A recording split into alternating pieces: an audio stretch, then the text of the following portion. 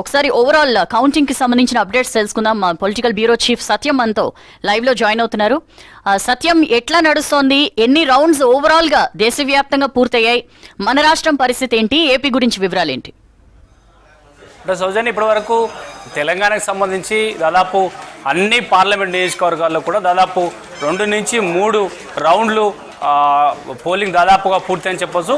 ఇప్పటి వరకు అందుతున్న ట్రెండ్స్ ప్రకారం తెలంగాణలో బీజేపీ కాంగ్రెస్ రెండు పార్టీల మధ్య హోరాహోరు ఫలితాలు వెలువడుతున్నాయని చెప్పొచ్చు. దాదాపు 9 పార్లమెంటు స్థానాల్లో కాంగ్రెస్ పార్టీ ఆధిక్యం కొనసాగుతుంటే 7 పార్లమెంటు స్థానాల్లో బీజేపీ ఆధిక్యం కొనసాగుతుంది. కేవలం మహబూబ్నగర్ పార్లమెంట్ నియోజకవర్గంలో ఇటు ఒక రౌండ్లో కాంగ్రెస్, ఒక రౌండ్లో బీజేపీ అభ్యర్థి డీకే అరుణ ఆధిక్యం కొనసాగుతుంది. అక్కడ పోటాపోటీగా ఫలితాలు వెలువడుతున్నాయి. ఇక మజ్లిస్ తన స్థానాన్ని అదేవిధంగా తన లీడ్ కొనసాగుతుంది. మజ్లిస్ పార్టీ హైదరాబాద్ పార్లమెంటు స్థానాల్లో ఇప్పటి వరకు మనకు అందుతున్న సమాచారం ప్రకారం ఒకసారి చూస్తే పెద్దపల్లిలో కాంగ్రెస్ అభ్యర్థి వంశీకృష్ణ ప్రస్తుతానికి లీడ్లో ఉన్నారు. ఇక ఆదిలాబాద్లో బీజేపీ అభ్యర్థి లీడ్లో ఉంటే నిజామాబాద్లో బీజేపీ అభ్యర్థి లీడ్లో ఉన్నారు. ఇక కరీంనగర్లో బీజేపీ అభ్యర్థి బండి సంజయ్ ప్రస్తుతానికి లీడ్లో కొనసాగుతున్నారు. దాదాపు అక్కడ 3 రౌండ్లు పూర్తయ్యాయి. కానీ అక్కడ దాదాపు 5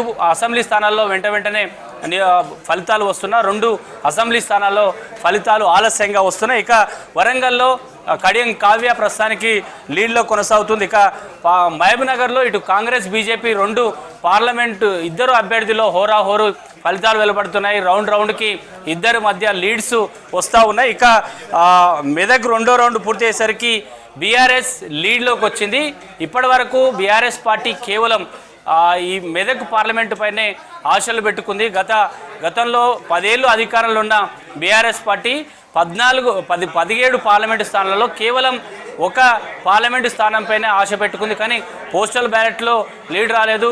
మొదటి రౌండ్లో బీఆర్ఎస్ లీడ్ రాలేదు. కానీ 2వ రౌండ్ వచ్చేసరికి స్వల్ప ఆధిక్యంలో బీఆర్ఎస్ అభ్యర్థి లీడ్లోకి వచ్చారు. ఇది మెదక్లో మాజీ ముఖ్యమంత్రి అసెంబ్లీ స్థానం ఉంది. అదేవిధంగా మాజీ మంత్రి సిద్దిపేట హరీష్ రావుది స్థానం అక్కడి నుంచి ఆయన అదే పార్లమెంట్లో ఉన్నారు. కాబట్టి దాదాపుగా బీఆర్ఎస్ పార్టీ ఆ స్థానంపై ఆశలు పెట్టుకుంది. కానీ ఇప్పటి వరకు 2 రౌండ్ అంటే పోస్టల్ బ్యాలెట్లో ఆధిక్యం చూపెట్టలేదు, మొదటి రౌండ్లో ఆధిక్యం చూపెట్టలేదు.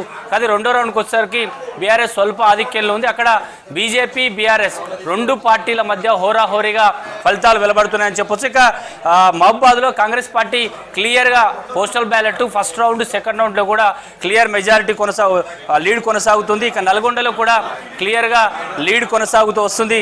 ఇక భువనగిరిలో మొదటి రౌండ్లో బీజేపీ పోస్టల్లో బీజేపీ అభ్యర్థి బూర నర్సేగౌడ్ ఆధిక్యం కొనసాగిన 2, 3వ రౌండ్కి వచ్చేసరికి కాంగ్రెస్ అభ్యర్థి చామల కిరణ్ రెడ్డి ప్రస్తుతానికి లీడ్లు కొనసాగుతున్నారు. ఇక ఖమ్మం అయితే క్లియర్గా దాదాపు 1,20,000 ఓట్ల లీడ్లో కాంగ్రెస్ అభ్యర్థి రఘురామ్ రెడ్డి ప్రస్తుతానికి లీడ్లో ఉన్నారు. ఇక భువనగిరి అదే నల్గొండలో రఘువీరారెడ్డి దాదాపు 1,00,000 ఆధిక్యంలో ప్రస్తుతానికి 1,00,000 లీడ్లో ఉన్నారని చెప్పొచ్చు. ఇక సికింద్రాబాద్ విషయానికి వస్తే కేంద్ర మంత్రి కిషన్ రెడ్డి ప్రస్తుతానికి ఆయన లీడ్ కొనసాగిస్తున్నారు. ఇక మల్కాజ్గిరిలో బీజేపీ అభ్యర్థి లీడ్లో ఉన్నారు. చేవేళ్లలో కూడా ఆలస్యంగా ఫలితం వస్తుంది. ఇక్కడ దాదాపు 7 అసెంబ్లీ స్థానాల నుంచి మొత్తం రాష్ట్ర వ్యాప్తంగా ఉన్న 17 పార్లమెంటు స్థానాల్లో చేవేళ్ల నుంచి మొత్తం ఆలస్యంగా సమాచారం అందుతుంది. అప్పటి వరకు కూడా మొదటి రౌండ్ పూర్తయింది. అక్కడ బీజేపీ అభ్యర్థి ప్రస్తుతానికి లీడ్లో ఉన్నట్టుగా తెలుస్తుంది. హైదరాబాద్లో మజ్లిస్ తన ఆధిక్యతను కొనసాగుతూ వస్తుంది. ఇక జైరాబాద్లో బీజేపీ కాంగ్రెస్ మధ్య పోటాపోటీ ఉన్న మొదటి రౌండ్ నుంచి కాంగ్రెస్ అభ్యర్థి ప్రస్తుతానికి లీడ్లో ఉందని చెప్పొచ్చు. ఇక ఇప్పటి వరకు అందుతున్న సమాచారం ప్రకారం కాంగ్రెస్ నుంచి 9 పార్లమెంటు స్థానాలు, అదేవిధంగా బీజేపీ 7 పార్లమెంటు స్థానాల్లో లీడ్స్ కొనసాగిస్తే మజ్లిస్ పార్టీ తన సొంత సిట్టింగ్ స్థానం నుంచి ఆధిక్యత కొనసాగుతుందని చెప్పొచ్చు. Soujanya. Right Satyam, thank you.